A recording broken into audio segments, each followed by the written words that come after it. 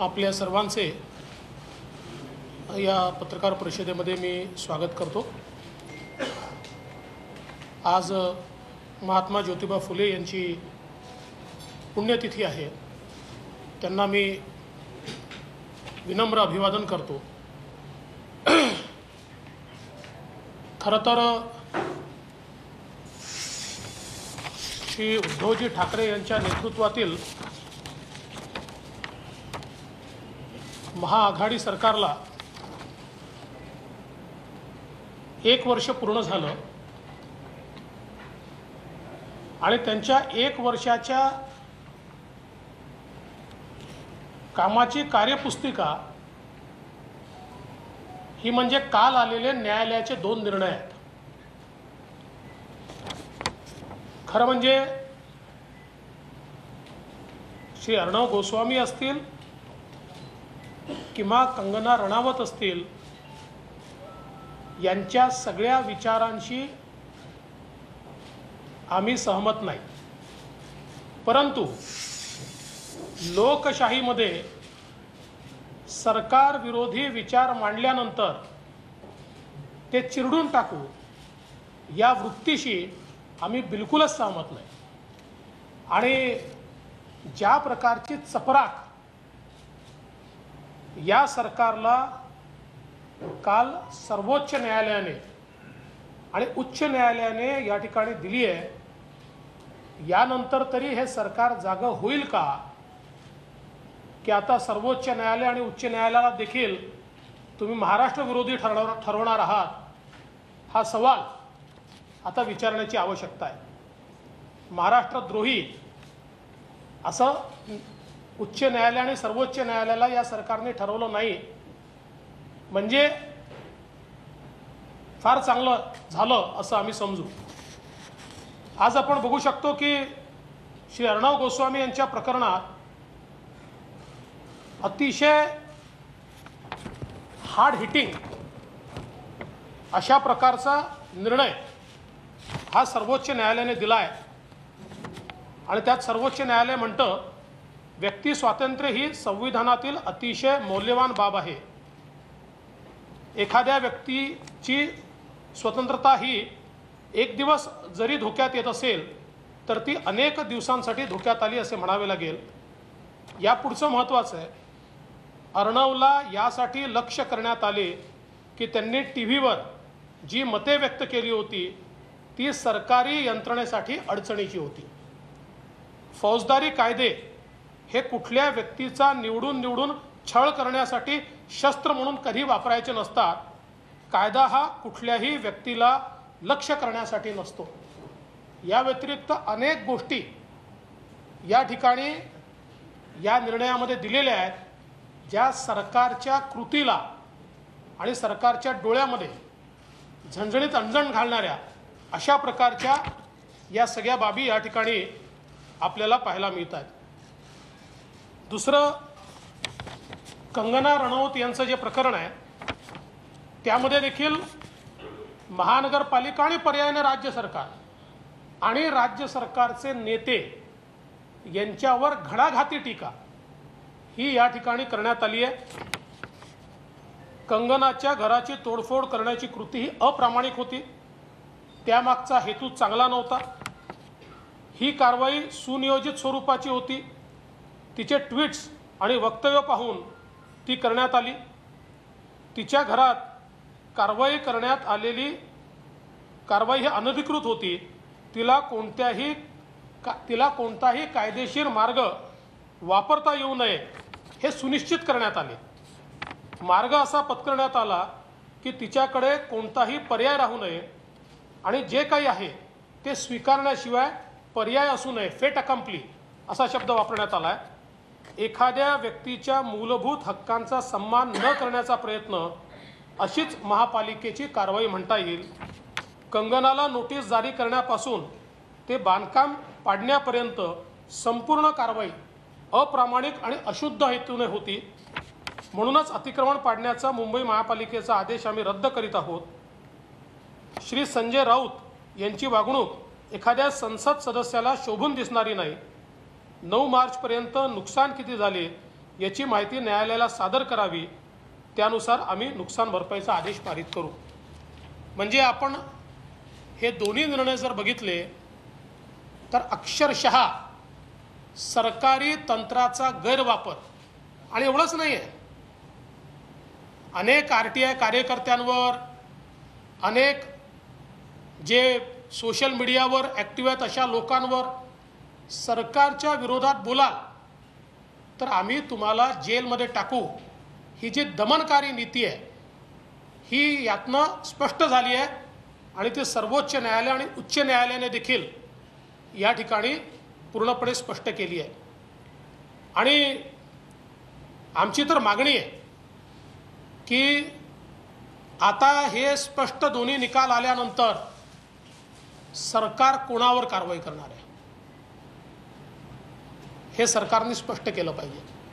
कोणावर कारवाई करणार आहे? गृहमंत्र्यांवर होणार की मुख्यमंत्री याच्याकरता माफी मागणार? अशा प्रकारची कारवाई झाल्याबद्दल ते तर मागणार नाहीत, आम्हाला माहिती आहे. की ज्या अधिकाऱ्यांनी नियमबाह्य जाऊन अशा प्रकारची कारवाई केली त्यांच्यावर कारवाई करणार हे देखील आता या ठिकाणी स्पष्ट झालं पाहिजे. खरं तर महाविकास आघाडीला 1 वर्ष पूर्ण झालं. या एका वर्षामध्ये या सरकारची अचीवमेंट काहीच नाही. खरं तर 1 वर्षपूर्तीच्या निमित्ताने माननीय मुख्यमंत्र्यांनी सामनाला मुलाखत दिली. अपेक्षा अशी होती की वर्षपूर्तीच्या निमित्ताने मुलाखत असल्यामुळे एका वर्षात आम्ही काय केलं, आमच्यासमोर काय अडचणी आल्या, आम्ही काय अचीव केलं, आता पुढची आमची दिशा काय आहे, कसा आम्ही विकास करणार आहोत, महाराष्ट्रातल्या दीन दलित गोरगरीब आदिवासी शेतकरी शेतमजूर महिला, महाराष्ट्रातली शहरं, महाराष्ट्रातला ग्रामीण भाग, या सगळ्यांच्याबद्दल आमचं विजन काय आहे, आम्हाला कुठे हा महाराष्ट्र न्यायचा आहे, काय नेमकं करायचं आहे, या संदर्भात माननीय मुख्यमंत्र्यांच्या मुलाखतीमध्ये काही दिशा मिळेल अशा प्रकारची अपेक्षा होती. परंतु दुर्दैवाने मुख्यमंत्र्यांची मुलाखत ही केवळ टीका टिप्पणीमध्ये केली. आणि आश्चर्य आहे, महाराष्ट्राच्या इतिहासात इतके धमकावणारे मुख्यमंत्री मी यापूर्वी पाहिले नव्हते. असं कधी होत नव्हतं. म्हणजे मुख्यमंत्री संयमी आहेत असं मी ऐकलं होतं आणि गेल्या 5 वर्षात अनुभवलं होतं. पण मग ते दसऱ्याचं भाषण असो की कालची मुलाखत असो, मुख्यमंत्र्याच्या खुर्चीवर बसणाऱ्या व्यक्तीला शोभणारं वक्तव्य हे त्यांनी केलेलं नाही. हे शोभणारं वक्तव्य नाही आहे. तुम्ही संवैधानिक पदावर बसले आहात, संविधानाची शपथ घेतली आहे, कोणाच्याही विरुद्ध राग किंवा द्वेषाच्या शिवाय मी कारवाई करीन हा शपथेचा भाग आहे. अनुराग या द्वेष के बिना, राग किंवा द्वेषाच्या शिवाय ही जी शपथ घेतली आहे या शपथेचं पालन करताना कुठेही मुख्यमंत्री दिसत नाहीत. आणि कालच्या मुलाखतीमध्ये विकासावर चर्चा नाही आहे, महाराष्ट्र कुठल्या दिशेला जाईल याच्यावर चर्चा नाही आहे. याच्यामागे हात धुवून लागू, त्याच्यामागे पाय धुवून लागू, याची खिचडी करू, त्याचा खिमा बनवू, कुठले शब्द आहेत? म्हणजे असं आहे की अशा प्रकारचं भांडण हे नाक्यावर होतं. हे वर्षपूर्तीच्या निमित्ताने होत नाही. मुख्यमंत्र्यांनी एक गोष्ट लक्षात घेतली पाहिजे की अशा प्रकारे चिरडण्याची भाषा ही ज्यांनी ज्यांनी केली ते फार काळ टिकले नाहीत. आणि ह्या देशात तर लोकशाही आहे. लोकशाहीची मूल्य, एक बरं झालं की त्यांची मुलाखत 1 दिवस आधीच झाली होती. कालच्या जे काही निर्णय आले आहेत त्या निर्णयानंतर जर ही मुलाखत झाली असती तर कदाचित कंटेम्प्ट ऑफ कोर्टच झाला असता. कारण सर्वोच्च न्यायालय आणि उच्च न्यायालय तुमच्याबद्दल इतकी जबरदस्त टिप्पणी करते आणि तुमची मुलाखत तीच आहे. त्यामुळे मला असं वाटतं, मी ही कुठल्याही मुख्यमंत्र्याची मुलाखत मानत नाही आणि त्यामुळे त्याला उत्तर देणं किंवा त्याच्यावर टिप्पणी करणं हे देखील मला असं वाटतं की योग्य नाही आहे. कारण ती त्या लायकीचीच नाही आहे. ती त्या लायकीचीच नाही आहे. माझी अपेक्षा आहे असं आहे की तुम्हाला ते म्हणतात ना 5 वर्ष राज्य चालवणार आहे, जरूर चालवा. 5 वर्ष नक्की तुम्ही चालवा, काही आमची हरकत नाही आहे. पण या 5 वर्षात नुसत्या धमक्या देऊ नका. गव्हर्नन्स दाखवा ना. 1 वर्ष तर तुमचं गेलं. गव्हर्नन्स कुठे आहे? वेर इज गव्हर्नन्स? या 1 वर्षात गव्हर्नन्स हा कुठेही पाहायला मिळालेला नाही. खरं तर हे सरकार जे आलं तेच मुळात विश्वासघातातनं आलं. विश्वासघातातनं, आणि तो आमचा सोडून द्या, आम्ही फार छोटे लोक आहोत. जनतेचा विश्वासघात करून हे सरकार आलं आहे. जनतेचा विश्वासघात. कारण तुम्ही एका पक्षासोबत युती करून मतं मागता, मोदीजींच्या नावाने मतं मागता, मोदीजींचा चेहरा समोर ठेवून त्या ठिकाणी मतं मिळवता आणि त्यानंतर विरोधकांची हातमिळवणी करता. आणि म्हणून हे सरकार विश्वासघातातून आलेलं सरकार आहे. आणि आल्यानंतर गेल्या 1 वर्षातली उपलब्धी काय आहे? 1 वर्षातली उपलब्धी यांची केवळ स्थगिती आहे. वेगवेगळ्या विकास कामांना स्थगिती देणं याच्या व्यतिरिक्त दाखवण्यासारखं या सरकारमध्ये काही नाही आहे. आणि आमचं स्पष्ट मत आहे, आरे कारशेड या संदर्भात तर मुंबई भाजपा यातलं सत्य हे मुंबईतल्या प्रत्येक व्यक्तीपर्यंत पोहोचवणार आहे. काही अधिकारी आपल्या फायद्याकरता मुख्यमंत्र्यांचा इगो मसाज करतायत आणि मुख्यमंत्र्यांची दिशाभूल करतायत. आणि त्यातनं आरे कारशेडसारखे निर्णय जे मुंबई विरोधी निर्णय आहेत, मुंबईच्या सामान्य माणसाच्या विरोधातले निर्णय आहेत आणि सर्वोच्च न्यायालयाने दिलेल्या निर्णयाच्या विरोधातले निर्णय आहेत. त्यामुळे या संदर्भात मुंबईतल्या प्रत्येक व्यक्तीपर्यंत याचं सत्य हे आम्ही एका छोट्याशा पुस्तिकेच्या माध्यमातून पाठवणार आहोत. आणि या सरकारने कसं मुंबईकरांना या ठिकाणी मेट्रोपासून दूर ठेवलं ते देखील आम्ही सांगणार आहोत. आता आपण बघा, या ठिकाणी जलयुक्त शिवार स्थगित, सरपंचाची थेट निवडणूक स्थगित, बाजार समित्यांमध्ये शेतकऱ्यांचा मतदानाचा अधिकार स्थगित, शिक्षकांच्या ऑनलाईन बद्द्या स्थगित, सारथी बंद. आरे कारशेड मी सांगितलं, यादी इतकी मोठी आहे, माझ्याकडे 2 पानाची यादी आहे की ज्याच्यावर निव्वळ स्थगिती या सरकारने दिलेली आहे. आणि दुसरीकडे कोरोनाच्या काळामध्ये, कोरोनाच्या हाताळणीमध्ये हे सरकार सपशेल अपयशी झालं आहे. ही तर खरोखर मी असंच म्हणतो की ईश्वराचे आशीर्वादच म्हणावेत की दुसरी वेव ही देशात आणि महाराष्ट्रात काही भागातच दिसते आहे, ती अजून महाराष्ट्रात दिसत नाही आणि ती येऊ नये अशीच आपली इच्छा आहे. पण हे सांगतात की आम्ही महाराष्ट्रात कोरोना थोपवला. देशामध्ये एकूण मृत्यू झाले 1,34,000, त्यातले 46,000 मृत्यू तुमच्याकडे, आणि कोरोना थोपवला. देशातल्या सर्वात जास्त कोरोनाचे पेशंट्स हे महाराष्ट्रात, आणि कोरोना थोपवला. काय अवस्था आपण महाराष्ट्राची आणि मुंबईची बघितली. रस्त्यावर तडफडून मरणारे लोक आम्ही बघितले. एकेका बेडवर मेलेला व्यक्ती आणि पेशंट झोपलेला आम्ही बघितला. 3-3 दिवस लोक मेले पण कोणाला पत्ता नाही आम्ही बघितलं.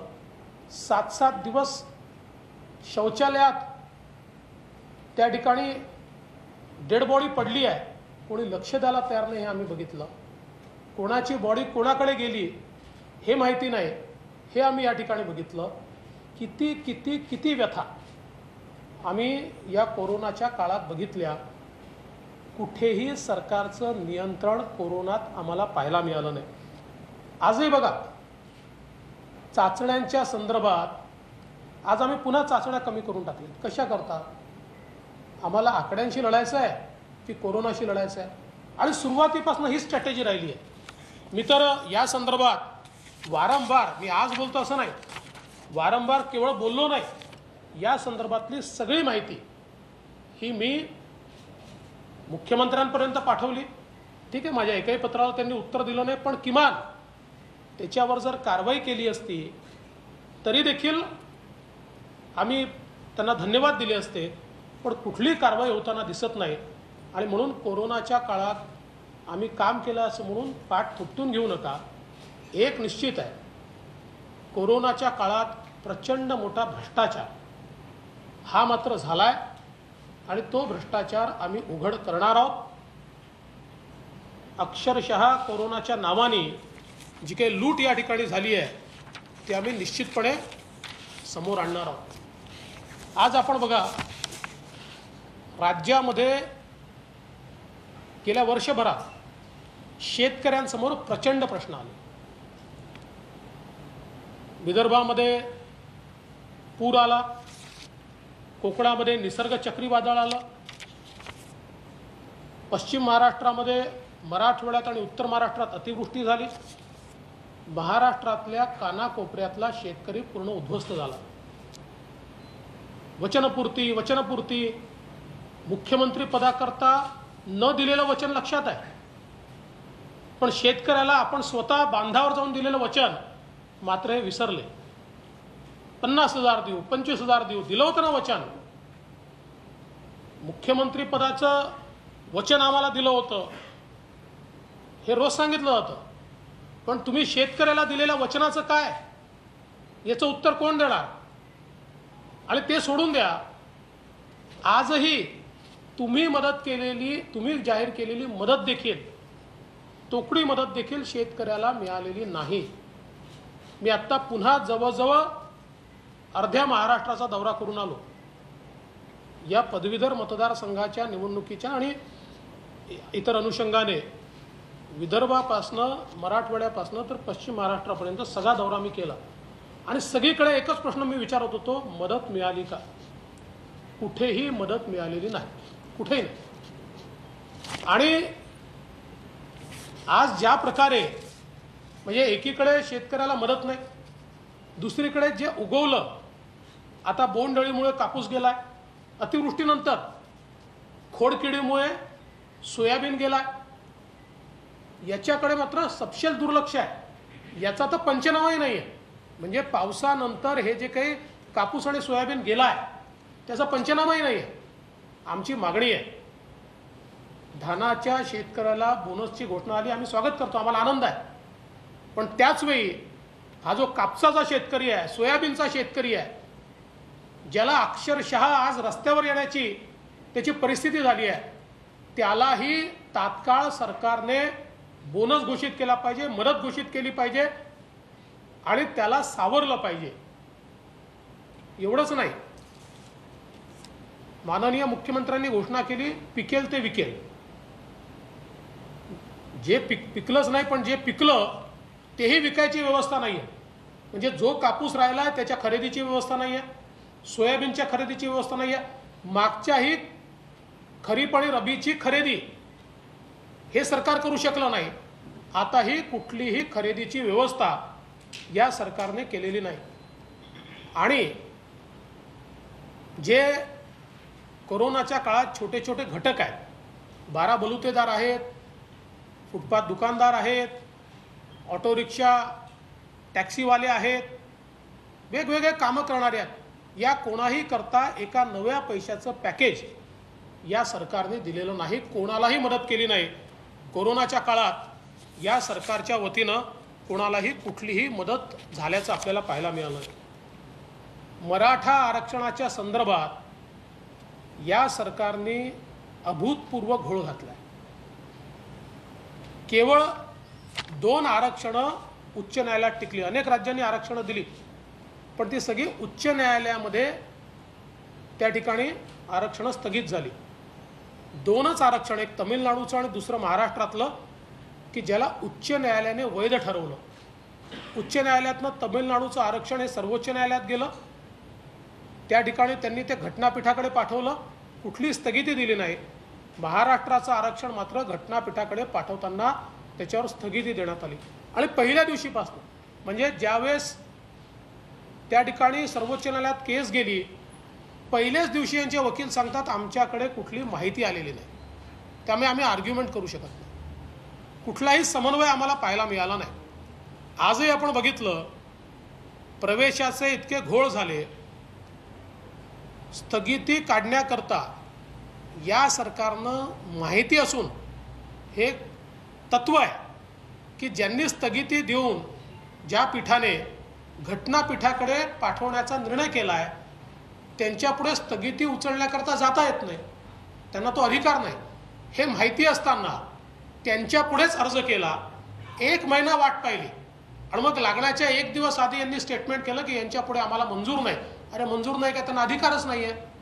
आणि आताही घटनापीठाच्या संदर्भात कुठेही सरकार गंभीर दिसत नाही, कुठलाही सरकारचा प्रयत्न दिसत नाही, केवळ वेळ काढू धोरण आहे।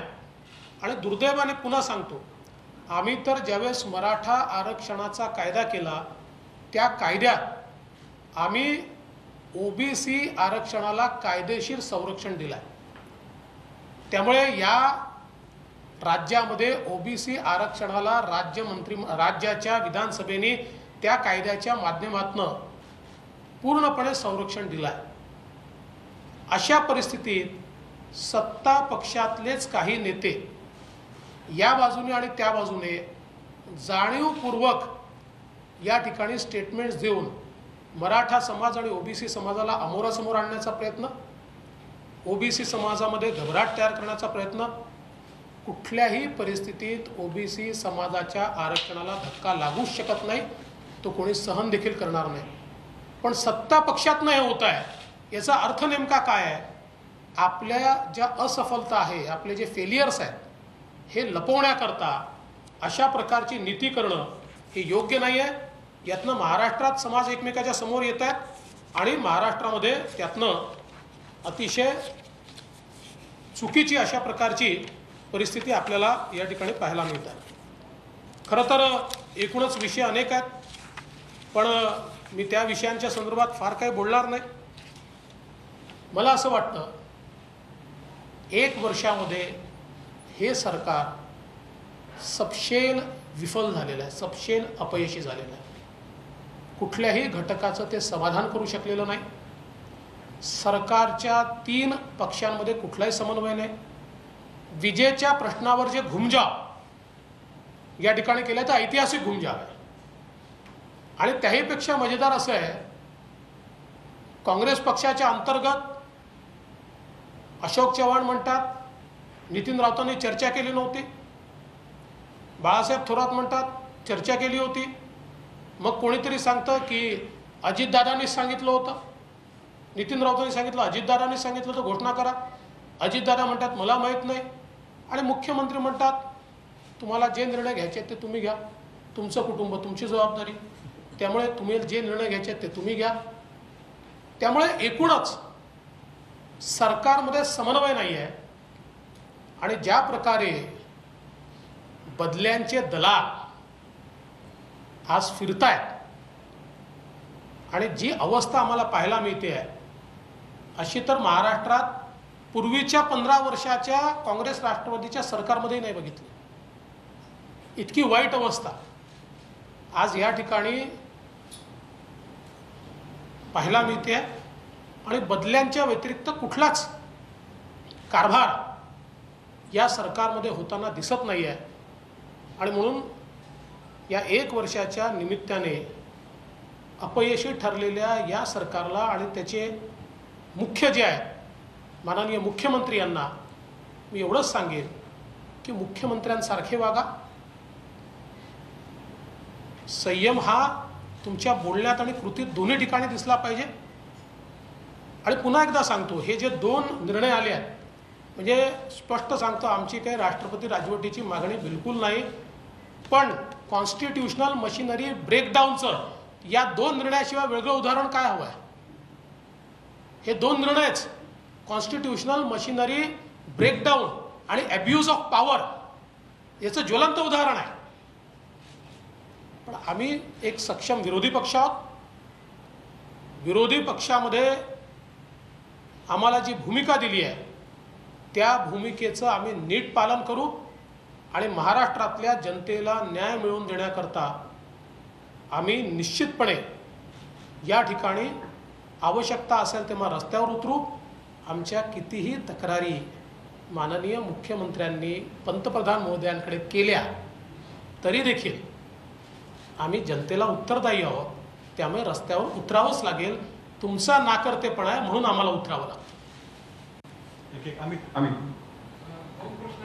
ईडीच्या मार्फत धमकवलं जात आहे, म्हणजे कधी कधी ते कुटुंबापर्यंत पोहोचलं अशा पद्धतीचा आरोप केला जातो. आणि जे काही अतिवृष्टी आता पाऊस झाला, 3 वेळा निवेदन पाठवून सुद्धा अजून केंद्राचं पत्र आलं नाहीये. केंद्राने अजून मदत दिली नाही, यावर काय म्हणा? माझी आपल्याला विनंती आहे की पत्रकारांनी देखील पूर्ण माहिती घेऊन त्या ठिकाणी प्रश्न, म्हणजे माझा तुमच्यावर काही रोष नाही आहे, पण सरकारच्या वतीनं जे सांगितलं होतं ते सत्य नाही आहे. सरकारच्या वतीनं हे पत्र पाठवतात, पत्र नाही पाठवावं लागत, मेमोरँडम जावं लागतं आणि मेमोरँडम गेल्यानंतर तुम्हाला त्या ठिकाणी मदत मिळते. त्यामुळे इथे ज्या मंत्र्याच्या मनात येईल तो ते बोलतो आणि दुर्दैवाने तेच दाखवलं जातं. कोणी क्रॉस क्वेश्चन विचारत नाही, दाखवा तुमचं मेमोरँडम कितीचं गेलं आहे, ते कधी गेलं आहे, ते कसं तुम्ही पाठवलं, याबद्दल कधी कोणी विचारत नाही. केंद्र सरकार निश्चितपणे मदत करेल. आणि मी सांगितलं, मी यापूर्वी आकडेवारी दिली की काँग्रेस राष्ट्रवादीच्या UPAच्या काळामध्ये महाराष्ट्राला किती मदत मिळाली नॅचरल कॅलॅमिटीमध्ये आणि 5 वर्षात मोदी सरकारच्या काळात किती मिळाली याची आकडेवारीच मी दिली आहे. त्या काळाच्या दुप्पट आहे. आणि आताही जेव्हा जेव्हा महाराष्ट्र अडचणीत येईल, परंतु सगळं माहिती असताना केंद्र सरकार कशी मदत करते, केंद्र सरकार किती मदत, त्यावेळेस तर माननीय पवार साहेब होते ना त्या कमिटीमध्ये, तरी तेवढीच मदत मिळत होती. त्यावेळेस काय भरमसाठ मदत आपण मागितली तेवढी मदत, 17,000 कोटी मागितले होते यांनी, 1,000 कोटी मिळाले नव्हते. म्हणून मला असं वाटतं की हा सगळा इतिहास, केंद्राची पद्धत, केंद्र सरकार निश्चितपणे या संदर्भात पूर्ण मदत करेल. ईडीचा जो प्रश्न आहे, ईडीच्या संदर्भात ईडी आपली कारवाई करतं, ती एजन्सी आहे, त्यांच्याकडे पुरावे आहेत, त्या पुराव्याच्या आधारावर ते कारवाई करतील. आणि पुरावे नसताना कारवाई केली तर जसं कोर्टाने इथे ठोकलं तसं तिथेही ठोकेल या ठिकाणी. त्यामुळे मला असं वाटतं की या संदर्भात कांगावा करण्याचं काही कारण नाही आहे. आणि घरच्यांच्या संदर्भात जो काही विषय मांडला जातो आहे, आम्ही कधीही कोणाच्या घरच्यांवर हल्ला करत नाही, आम्ही कधी टीका केली नाही, आम्ही संयम बाळगतो. आता जर त्याच्या संदर्भात बोलायचं झालं तर सर्वात मोठा विक्टिम तर मी आहे. माझ्या पत्नीच्या संदर्भात अधिकृत शिवसेनेचे नेते अधिकृत काय बोलतात, काय लिहितात, ट्विटरवर काय टाकतात, हे आपण सगळ्यांनी बघितलं आहे. पण मी कांगावा नाही करत त्याचा. मी राजकारणात आहे, मी उत्तराला उत्तर देईल.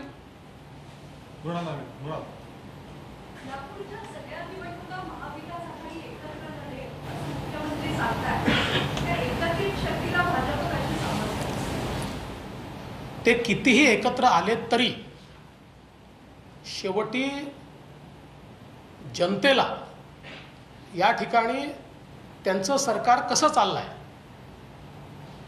हे जनतेने बघितलेलं आहे. त्यामुळे राजकारणामध्ये 1 आणि 1 2च होतात असं नाही आहे. राजकारणात 1 आणि 1 0 देखील होतं, 1 आणि 1 11ही होतं. त्यामुळे हे किती एकत्रित आले, एक तर मनाने एकत्रित येऊ शकत नाही, यांचं पक्षाच्या अंतर्गतच एकत्रित येऊ शकत नाही. आता तुम्ही बघा, पुणे शिक्षक मतदारसंघ हा काँग्रेसकडे गेला, अख्खी राष्ट्रवादी जुन्या उमेदवाराच्या पाठीशी आहे. तीच परिस्थिती इतर ठिकाणी देखील आहे. त्यामुळे हे अनैसर्गिक युती आहे, नैसर्गिक युती नाही आहे. त्यामुळे एकत्र येऊ शकत नाही. पण आम्हाला एका गोष्टीचा आनंद आहे की भारतीय जनता पक्षाची दहशत यांच्या मनात आता इतकी तयार झाली की हे लोकल बॉडीच्या निवडणुका देखील एकत्रित लढण्याच्या गोष्टी करून राहिले. आमची शक्ती वाढते. दिनेश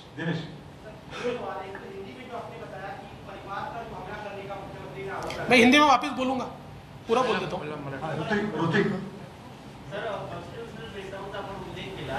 जर राष्ट्रपती राजवट या राज्यावरती लागू झाली तर त्याची जड सर्वसामान्य जनतेला सोसावी लागते. तुम्ही माझं वाक्य ऐकलं नाही.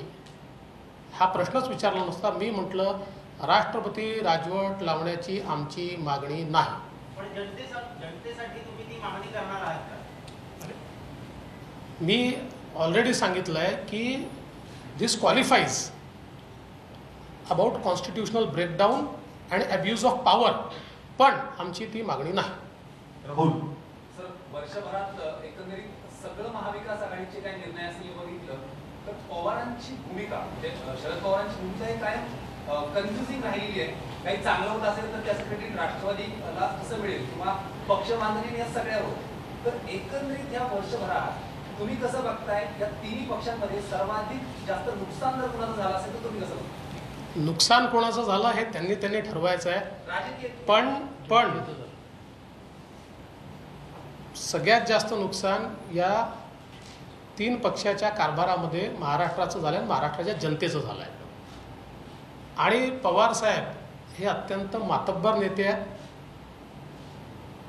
या संपूर्ण तीन पक्षीय युतीचा उपयोग आपला पक्ष वाढवण्याकरता कसा करायचा हे त्यांना नीट माहिती आहे.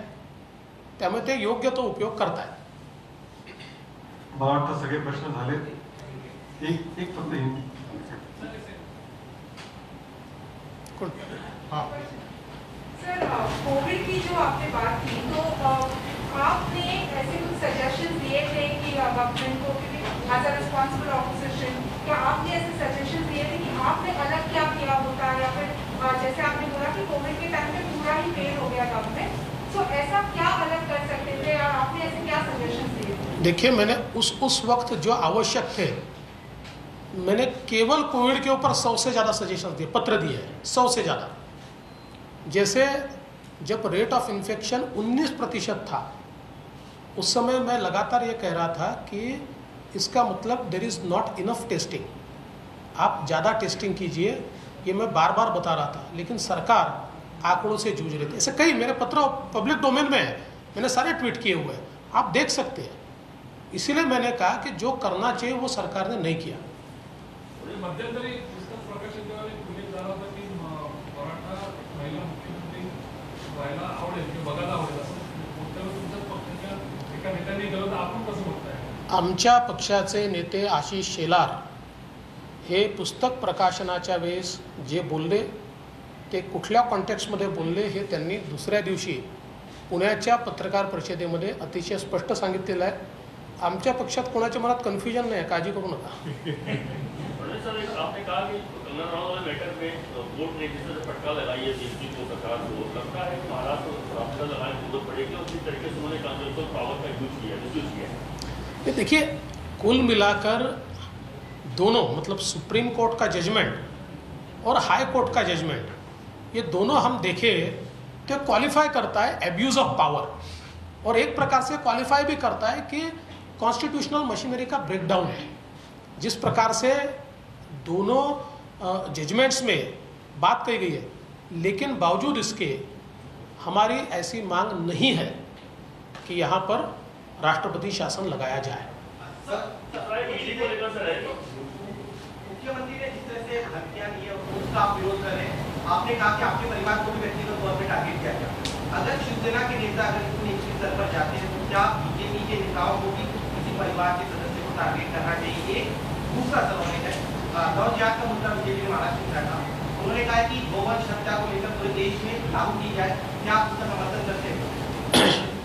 देखिए, पहली बात तो यह है कि भारतीय जनता पार्टी ये मानती है कि व्यक्तिगत रूप से किसी के भी परिवार को टारगेट नहीं किया जाना चाहिए, लेकिन परिवार से अगर कोई राजनीति में है तो उसके ऊपर राजनीतिक प्रश्न तो उठाए जाएंगे, व्यक्तिगत प्रश्न नहीं उठाए जा सकते। लेकिन परिवार के जो लोग राजनीति में नहीं है, साधारणतः अगर वो कोई बहुत क्रिमिनल एक्ट करते तो अलग बात है, अदरवाइज उनको टारगेट करना ये बिल्कुल गलत है और ऐसा हमारे यहाँ कभी होता नहीं है। दूसरा, गो हत्या बंदी कानून ये जो महाराष्ट्र में हमने भी बनाया, देखिए directive principles of state policy में संविधान में ये कहा गया है कि राज्य गोहत्या का कानून बनाएंगे। ये राज्य की जिम्मेदारी है, जिन राज्यों को लगता है उन राज्यों ने उसको बनाया है। और मुझे आश्चर्य लगता है, देखिए परिस्थितियाँ कैसी बदली कि आजकल संजय राउत साहब कहते हैं बिहार कानून बनाएगा तो महाराष्ट्र कानून बनाएगा, और मुख्यमंत्री जी कहते हैं कि बंगाल ने जो किया वो हम करेंगे।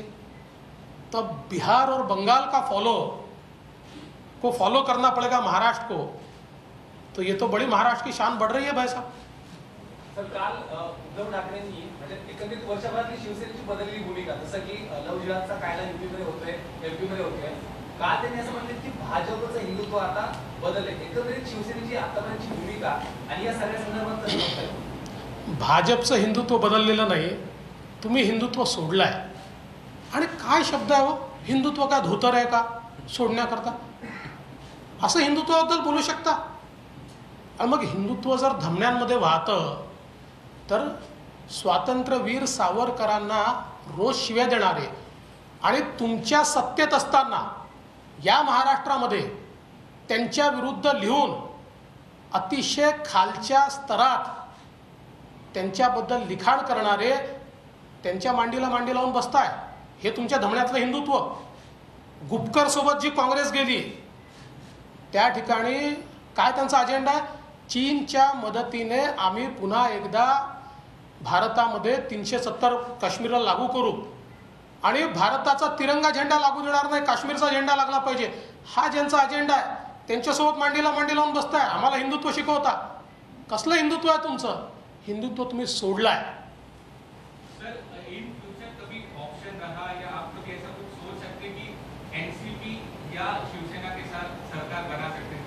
राजनीति में ऐसे ऑप्शंस पे विचार नहीं किया जाता। सर, आपने सामना वाले बोल दी, सामना वाले जिस तरीके से आपने कहा है कि देखिए इस सरकार को 1 साल पूरा हुआ और 1 साल की इस सरकार की उपलब्धि अगर कुछ होगी तो हमारी सरकार ने शुरू किए हुए कामों को स्टे देना, इसके सिवाय इस सरकार ने 1 साल में कोई काम नहीं किया।